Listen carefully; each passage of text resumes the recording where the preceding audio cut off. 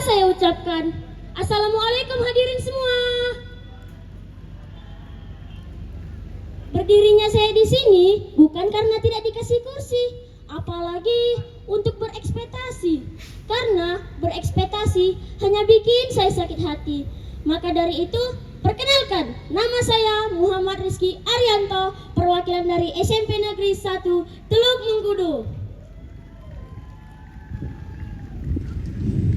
Saya akan membawakan sebuah cerita yang berasal dari daerah Teluk Mengkudu, yaitu cerita Keramat Kuda. Dahulu kala, hiduplah seorang anak kecil yang bernama Ramli. Ramli sejak kecil sudah menjadi yatim piatu. Ia pun harus bekerja untuk memenuhi kebutuhannya. Ia bekerja sebagai pengurus kuda milik saudagar kaya yang bernama Datuk Pau. Datuk Pau memiliki banyak ribuan ekor kuda yang sehat dan kuat. Namun, Ramli diberi kepercayaan oleh Datuk Pau untuk merawat kuda kesayangan miliknya. Karena skill yang dipunyai Ramli dalam mengurus kuda sangatlah baik. Namun, sangat disayangkan, sifat dari seorang Datuk Pau ini sangatlah sombong sekali. Akulah orang terkaya sekaligus orang terkuat di kampung ini. Tidak ada seorang pun yang bisa melawanku. Hal itulah yang membuat warga di sekitarnya sangat tidak menyukai dirinya karena sifatnya yang sangat sombong. Bahkan saat ia menunggangi kudanya, ia selalu berkata kepada semua orang, Siapa yang berani melawan, siapa yang berani menghalangi jalanku, akan kutabrak dia. Tidak peduli anak kecil maupun orang tua. Ia berani berkata seperti itu karena ia mempunyai kekuatan sakti yang bersumber dari kacamatanya. Pada suatu hari,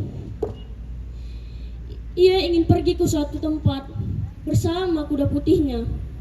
Ia pun meminta tolong kepada Ramli untuk membawakan si kuda putih ke hadapannya. Ramli! Ia berjerit dari kejauhan. Ramli pun yang mendengar jeritan tersebut langsung menghadap Datuk Pau. Iya Datuk, ada apa memanggil saya?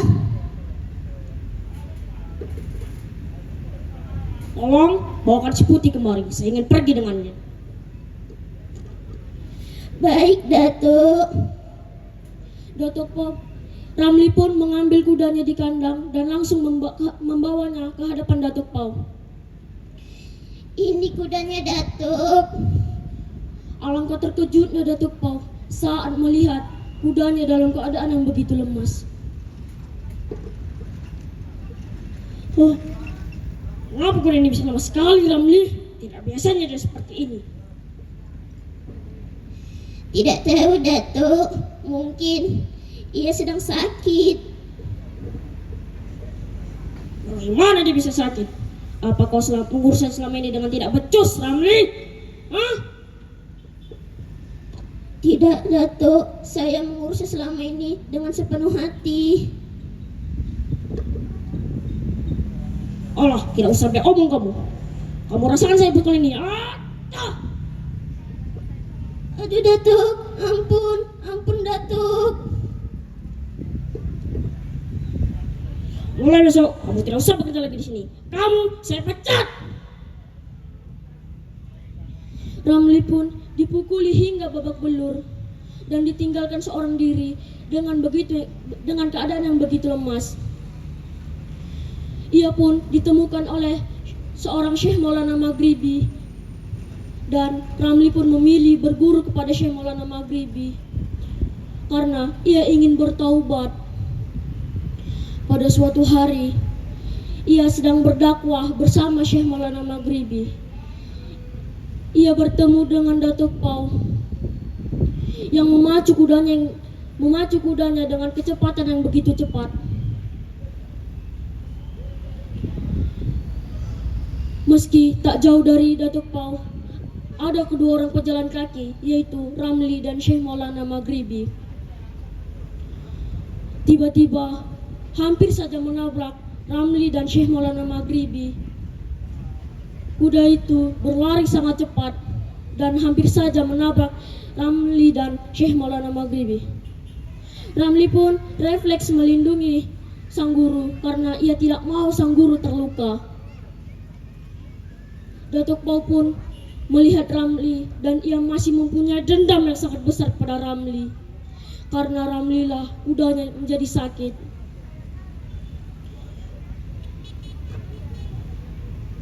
Wah, ternyata kau itu Ramli. Belum mati kau ternyata.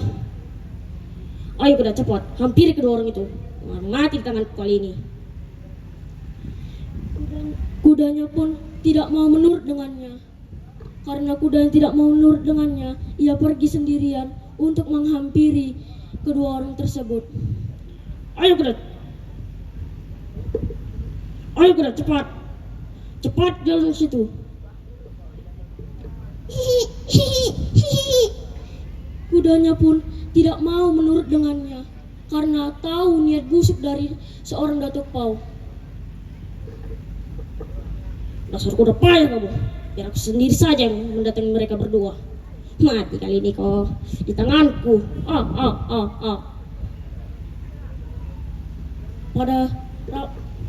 Datuk Pau pun mengeluarkan pedangnya dan ingin menebas kepala Ramli. Mati kalian Ramli. Tiba-tiba kuda itu menerjang ke arah Datuk Pau dan membuat kacamata Datuk Pau terjatuh dan ilmu kekuatan saktinya hilang seketika.